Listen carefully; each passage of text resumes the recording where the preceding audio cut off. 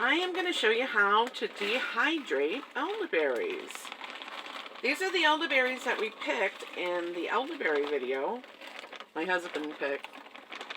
Not me. They were way too high. I couldn't reach them.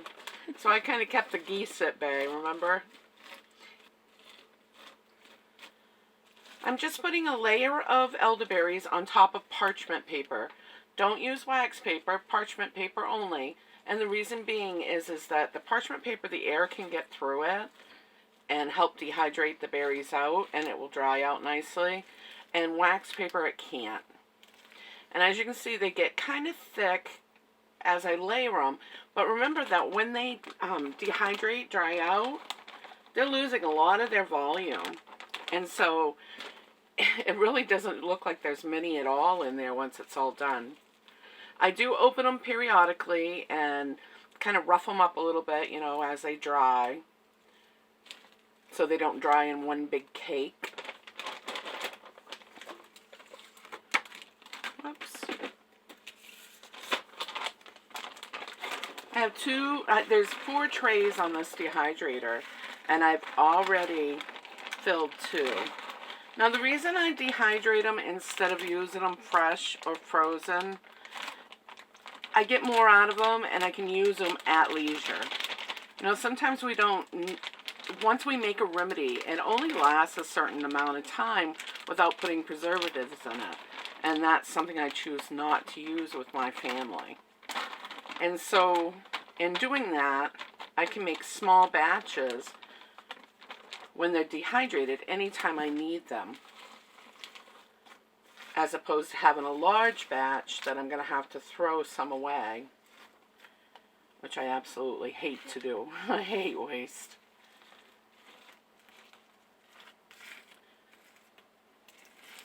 We ended up picking 4 gallons of berries in that video, and I think after they're all dehydrated, we'll end up with about, a half a gallon, maybe 3/4 of a gallon of dried berries. It's kind of like doing maple syrup, you know, it takes a lot just to get a little.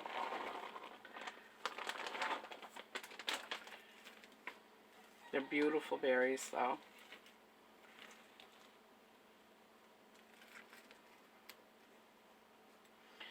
Alright, now all I'm going to do is put the cover on and turn it on, and I'll come back in about 3.5, 4 hours and check the process.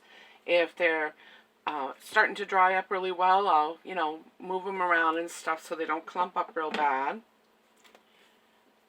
And then I'll put the cover back on it and let them sit and dehydrate until they're done. And it's usually about, I'd say 13, 14 hours before they're done.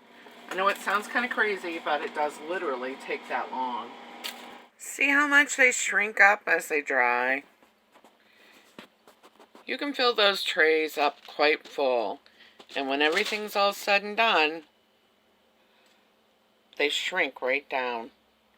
So it takes a space. You just don't want to overfill them to the point that they can't dehydrate properly. So after about 12 hours of dehydration, this is what I ended up with. 4 full trays, and I ended up with 1 quart of berries. We had 4 gallons altogether, so I have another dehydrator going with another set of elderberries. Probably end up with about 2 to 3 quarts in all, once everything's all said and done. This jar, by the way, is a standard mason jar, quart jar, but this is a top to a peanut butter jar. I save all of my tops, I believe in reusing. That creates a nice tight seal and will help keep these berries stay fresh. This is what they look like. They're all dry, they're pretty solid, little tiny, they almost look like a seed, but they are a berry. And don't forget that they're great for enhancing the immune system. And when you blend them with other herbs or roots, ginger, elderflowers, the blossoms themselves, I also dry those out and use them in a nice blend too, because they help hold a lot in them. I actually find that they hold more than the berry themselves does. But the berries have powerful antiviral properties and are helpful in treating viral infections, including the flu, herpes, shingles. They're helping great at treating upper respiratory problems. So this is what you want to use when you're making your syrups or your tinctures. And by dehydrating them, they go a lot further. You can store them longer. I put them in a quart jar, and make sure you label them. Put the date that you pulled them out of the dehydrator.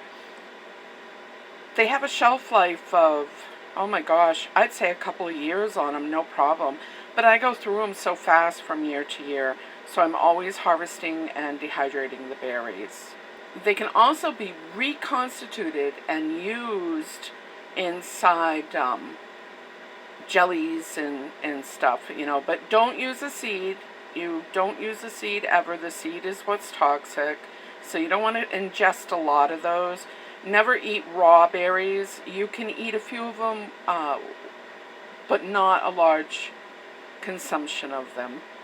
They can cause diarrhea, digestive upset. Just the seeds themselves. The medicine is in the juice and the flesh of it, not the seed itself. And it's hard to get it out because it's just a little tiny thing. All right.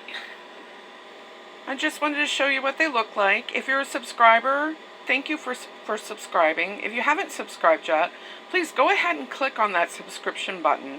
And don't forget to give it a thumbs up if you found this video useful.